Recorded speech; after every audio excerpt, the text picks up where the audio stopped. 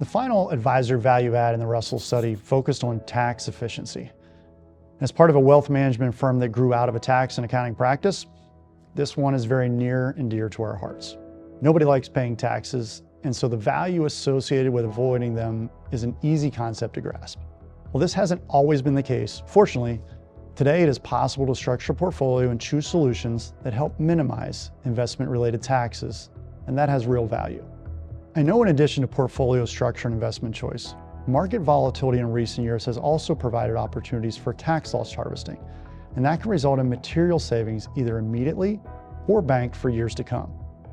Every investor's tax situation is unique, of course, so quantifying the impact can be challenging.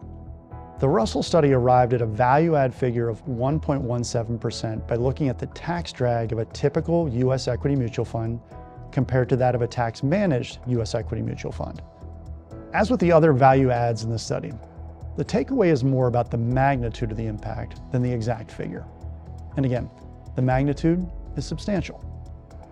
As we close out our look at the study and sum the 4 value add components, it's pretty obvious that the study believes investors would be best served by working with an advisor. As I stated at the outset of this series, we get that this is self-serving and that it'd be easy to question the numbers or methodology. With that said, we also think that the study highlights areas and ways an advisor can add value that investors probably would never think of and certainly would never capture on their own.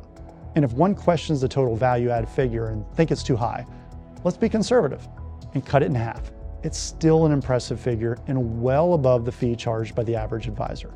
Keeping the costs of an investment program low is something we preach to our clients. But the goal should be the most cost-effective portfolio rather than simply the cheapest. As a former colleague of mine was fond of saying, nobody likes paying for financial advice, but the true cost of bad advice or no advice in the long run is likely to be far greater. I hope you found this segment interesting and helpful. Please check out the other videos in our series on the value of an advisor. As always, thank you for watching.